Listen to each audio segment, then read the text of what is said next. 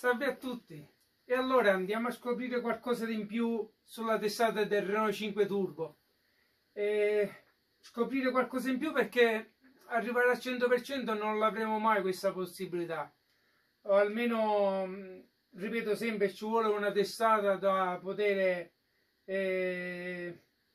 sezionare, oppure qualcuna che sia fuori uso da poter fare delle modifiche, ma in quel caso ci vuole un po' di tempo. Quindi ne abbiamo fatto qualche prova o addirittura qualche video dedicato sulla Renault 5 Turbo. In questo caso andiamo ad approfondire qualcosina in più, nel senso che sui condotti ritengo che a volte non ci sia tanto da andare a lavorare come sezionamento di condotti, però lo andremo a vedere da vicino. Almeno qualcosina ho valutato da poter fare di diverso, quindi vediamo cosa possiamo fare a livello di lavorazione, anche perché andranno a essere sostituite le guide, quindi andiamo a scoprire, o almeno cercherò di poter valutare qualcosa di diverso in più rispetto alle altre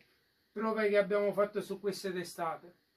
D'accordo? Cercheremo di conoscere qualche dettaglio in più. Ripeto, analizzare al 100% anche tutte le varie testate che andiamo a fare è un po' da eseguire con l'indice e pollice, perché, ripeto, non arriveremo mai al 100% proprio perché ha bisogno anche in una singola testata di poter lavorarci mesi e mesi per poter determinare le giuste configurazioni, anche perché poi a volte dobbiamo modificare di quello che c'è come originale, e in questo caso non lo andiamo a fare proprio perché è un stradale sportivo già con delle lavorazioni fatte, ma andiamo a scoprire un po' quello che possiamo fare di andare a migliorare. E allora eccoci qua con la testata. Iniziamo un po' a definire che cosa andiamo a fare. Ripeto, a livello di condotti è già un po' stata lavorata, quindi ripristinata a livello di sezione delle pareti, un po' di lavorazione, quindi si è andato a togliere un po' il grezzo che andiamo a ritrovare sulla testata.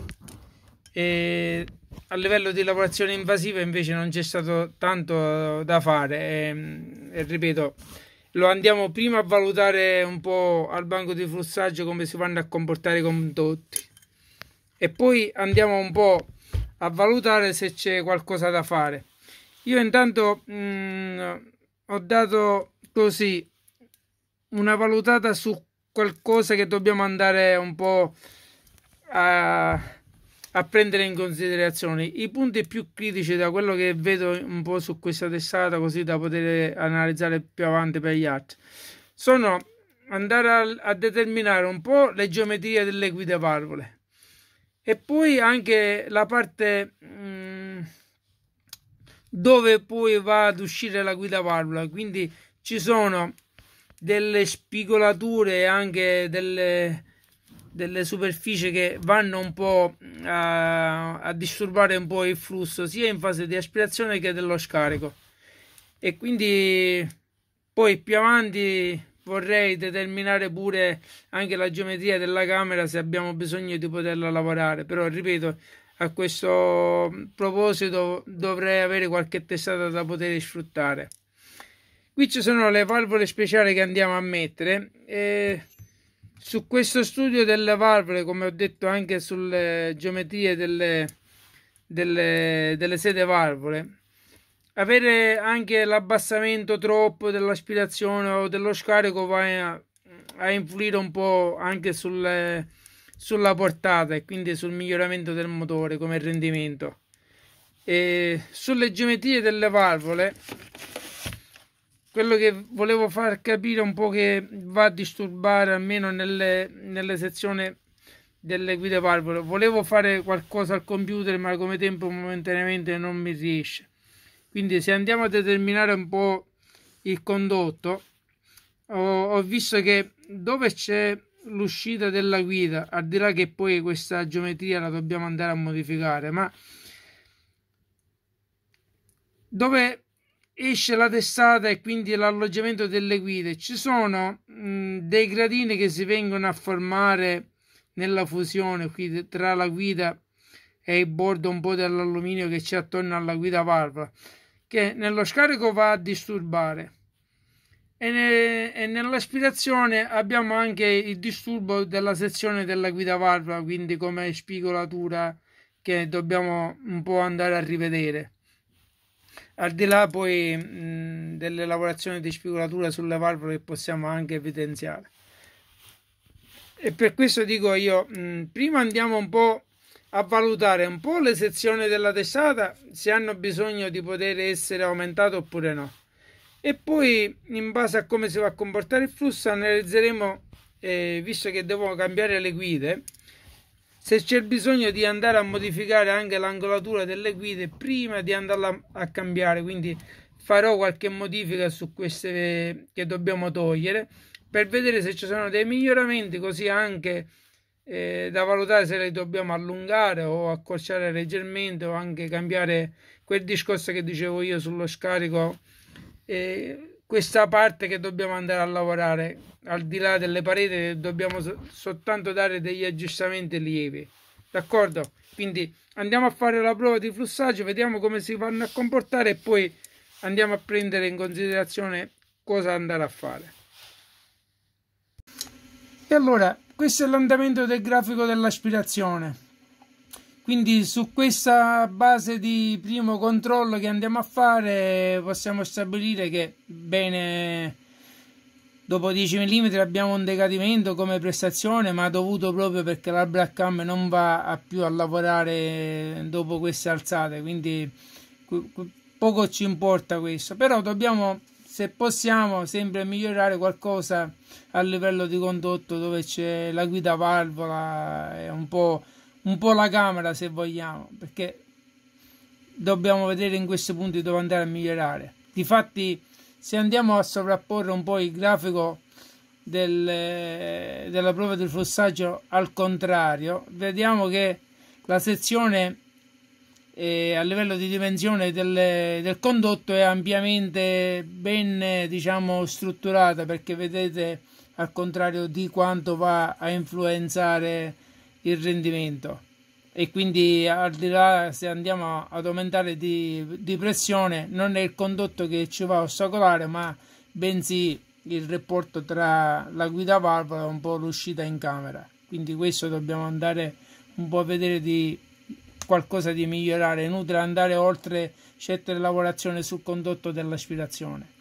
Difatti sullo scarico, se andiamo a vedere un po' il grafico della portata, sul grafico della portata dello scarico vedete un miglioramento rispetto all'aspirazione, che abbiamo qualcosa in più, e quel decadimento che abbiamo dopo 10 mm non l'abbiamo, proprio perché siamo nel flusso nel senso giusto dello scarico.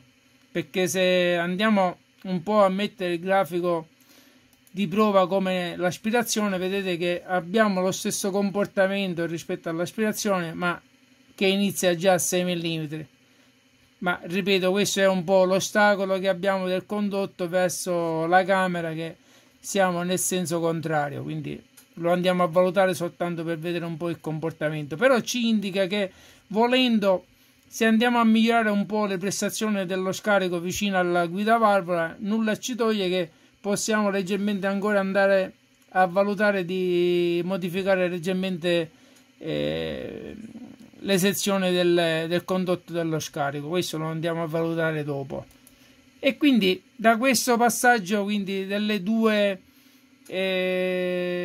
letture, sia di aspirazione che di scarico, andiamo a vedere in CFM momentaneamente come si vanno a comportare i grafici. Allora, l'aspirazione l'abbiamo, come abbiamo detto, più bassa rispetto al grafico dello scarico, e qui abbiamo i dati in CFM, quindi da 104 massimo, che quello è soltanto una prova di portata massima che possiamo avere, ma a 14 mm di alzata non lo andiamo mai ad avere su questa vettura, però ci interessa per un po' capire l'andamento del condotto.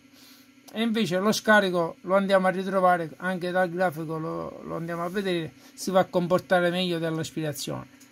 Però ripeto, sull'aspirazione ancora dobbiamo andare come di pressione, ma anche sullo scarico, volendo, dobbiamo fare degli piccoli aggiustamenti per andare a vedere di poter migliorare qualche punto. Nulla di più di andare a fare delle lavorazioni troppo esagerate su questa testata. Quindi i punti critici sono sulla sede, cioè sulla guida, quella parte di sezione, e sulla camera, che dobbiamo scoprire se abbiamo l'opportunità con qualche altra testata di poter fare qualche modifica in più. D'accordo? Quindi andiamo a vedere ora sulla testata. E allora abbiamo visto il grafico del flussaggio della testata e quindi abbiamo valutato che lo scarico va a tirare un po' meglio dell'aspirazione. E allora, prima di andare un po' a modificare le guide, o perlomeno posso fare pure determinare anche un altro tipo di lavoro, che cosa? Prima con queste le posso riprofilare, farò un'altra prova di flussaggio e poi andando a togliere lo scarico, perché abbiamo valutato che lo scarico un po' va a perdere sulla parte qui, sulla parte alta del condotto, quindi dove c'è attorno la guida, e quindi togliendo la guida dobbiamo andare a lavorare solo in questa sezione. Le pareti già vanno bene, invece sull'aspirazione dobbiamo lavorare sul condotto come finitura finale, o la andiamo a fare con della tela per avere un incrocio sulle pareti, quindi con una grana leggermente più grossolana, oppure dobbiamo andare a pallinare le superfici anche del condotto, quindi l'una vale l'altra. E nello stesso tempo posso andare a modificare il discorso di togliere le guide, farne una leggermente più che entra con un po' di attrito, proprio per andare prima a fare una valutazione della guida, come andare come geometria fatta, e poi nella fase finale la andrò a modificare. Quindi questo è un po' quello che vorrei andare a fare prima di andare a mettere le guide, quindi la parte finale, e poi valuteremo se dopo che andiamo a cambiare le guide, quindi questo abbassamento delle sede che andiamo per forza di cosa andare a fare per allineare l'allineamento delle guide con la superficie di appoggio, vedere se poi va a modificare leggermente le portate sia di aspirazione che dello scarico. Se andranno a modificare in peggio, quindi andiamo ad abbassare la camera. Se andranno a modificare in miglioramento, come qualcosa possibilmente anche sull'aspirazione, è tutto da guadagnato. Quindi quello che poi dovremmo andare alla ricerca, alla prima opportunità che mi si viene a creare, è andare a modificare un po' le geometrie della camera, quindi anche qui vicino alla candela o dalla parte opposta, proprio per vedere se si può andare a modificare. E questo è qualcosa di andare a fare poi più avanti. Ok, quindi sul prossimo video andiamo ad aggiornare il discorso delle guide valvole modificate nella fase finale, come si fa a comportare prima e dopo poi al lavoro terminato. Ci andiamo ad aggiornare quindi nel prossimo video, proprio perché, ripeto, andare oltre con l'aspirazione, se andiamo a vedere dentro il condotto come lavorazione, non c'è bisogno di andare a fare niente, proprio perché abbiamo già le sezioni più ampie di quello che dobbiamo avere, proprio perché non è qui l'ostacolo che abbiamo, ma l'abbiamo nella sezione qui della guida valvola. Quindi le pareti le dobbiamo soltanto definire e poi andare a lavorare questa zona e l'uscita in camera al limite, vediamo cosa si va a escogitare, un po' qualcosa di diverso. D'accordo?